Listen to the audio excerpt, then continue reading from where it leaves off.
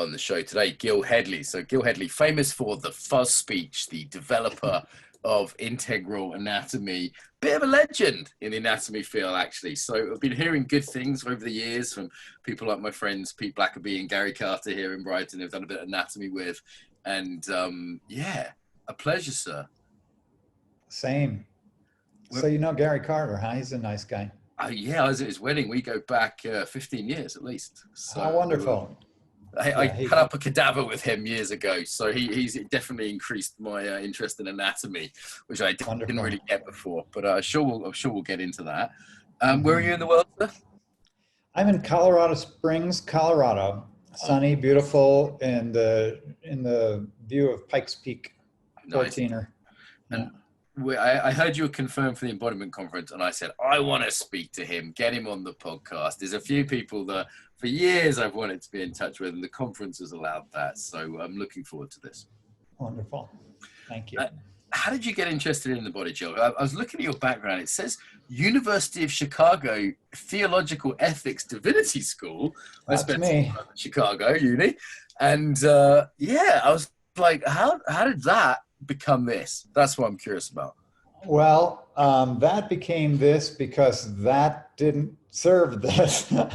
So there was kind of a missing piece there in my extremely abstract academic studies, and I felt in order just to ground myself and make it through my PhD program, where it was considered a virtue not to be in your body, I started doing Tai Chi, found that to be a really worthwhile practice for me, helped me to focus, helped me to get embodied a little bit, because I was not anywhere near my body. And I got into it enough to realize I was in pain. And then I moved into the field of Rolfing and bodywork.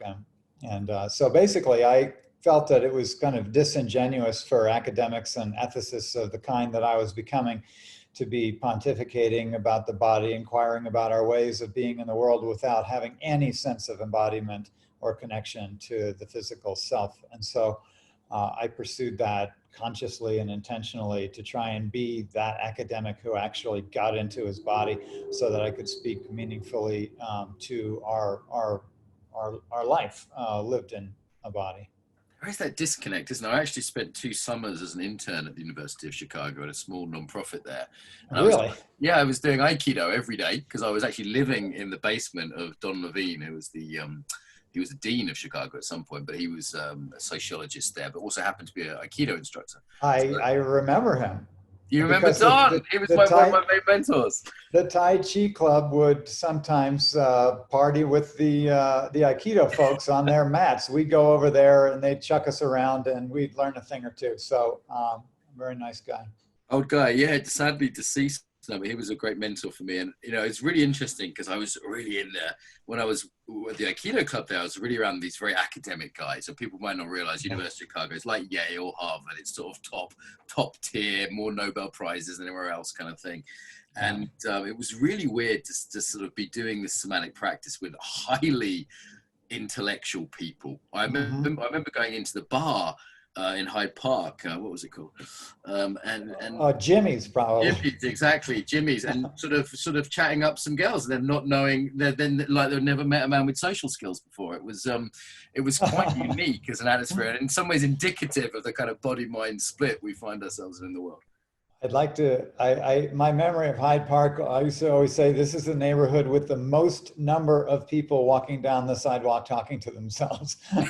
It's certainly got we'll say nowhere to hide, nowhere to park, a lot of crazies. But okay, so anatomy, let's open it up, because to some people, you know, anatomy might be some boring thing they had to study as part of their yoga qualification, or maybe it's something they did, you know, back in high school or whatever, they had to cut up a frog or something.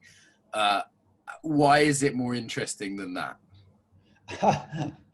Well, that's why is it more interesting than that? For some, it will never be more interesting than that, I'm afraid. But I'm kind of working on that. I find that the body is literally the universe. It's the holographic universe, and so the privilege of walking around, being gifted with the universe that's completely accessible to you. You don't have to get in a spaceship to go to this universe and to witness the whole, to witness the integrity of the universe. We're walking around with it, whether you're kings or queens or lying on a grate over a piece of cardboard. We're all gifted with this extraordinary vessel. And I find that exploring it as a somanaut, you mentioned that when we were off camera. Love it. I love the somanaut thing. Love it. Yeah, because I like to say that the somanaut explores like inner space the way an astronaut explores outer space. And I do believe that if you go deeply into the inner space enough, you'll bump into the astronauts. We're all swimming around in the same unified whole. But I personally like to access that whole through the body, and I found it to be revelatory and continuously so. And if it were a vocabulary study, I'd be bored out of my gourd and would have quit ages ago. But for me, it is an exploration of embodiment. If you can, say the word, navicular, and your foot starts to throb, you're on your way, because it's not just vocabulary at that point. You're creating, what you can do through anatomy is create a relationship with that which could possibly be most familiar to you, but which you may not even be conscious of. And I feel like so many people in their pursuit of spirituality or what have you, or more esoteric disciplines, want to see their aura but haven't seen their hand yet. And it's like, wow, you're kind of missing the forest for the trees a little bit. Yeah, people say know something like the back of their hand, but I don't think most people know the back of their hand. Yeah, they don't know the back of their hand. And if you took a little time to gaze at the back of your hand and watch it change over time, you'd be amazed.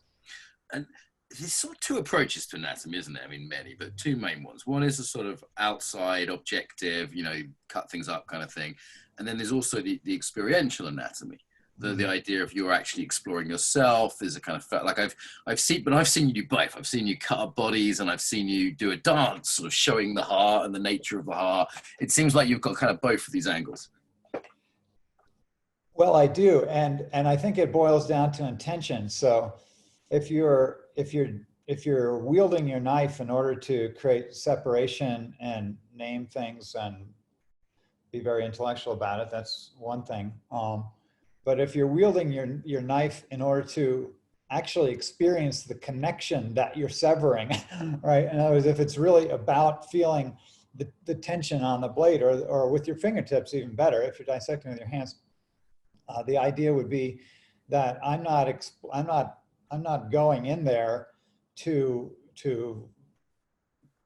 create parts, but rather to identify relationships and to experience those relationships. So I can use the dissection process as a means of integrating myself, because I build up an inventory of textures, connections, continuities, and relationships that often escape the regional anatomy process. And that's why I call my work integral anatomy. Some people would have me just toss the word anatomy altogether. I like the word anatomy. I just like the word integral anatomy better. Because it conveys the sense of what my pursuit is about, which is about relationships and connections and continuities and textures, rather than about words and objects and things and parts. And that is you're throwing some amazing concepts out very quickly and almost casually, so I always want to slow it down a little bit here. So the idea of anatomy typically is one cuts up, one separates, one says, okay, we'll get that. As your sort of famous thing, we get rid of the fuzz, and that we don't need to worry what that is. We'll cut that away, and we separate out this. And now this is a muscle, and we've cut that out, and this is this, and we've cut that separate from that. And it's very much in the sort of mindset of separating. So a sort of holistic, integral, systems-based, relationship-based approach is really quite radical.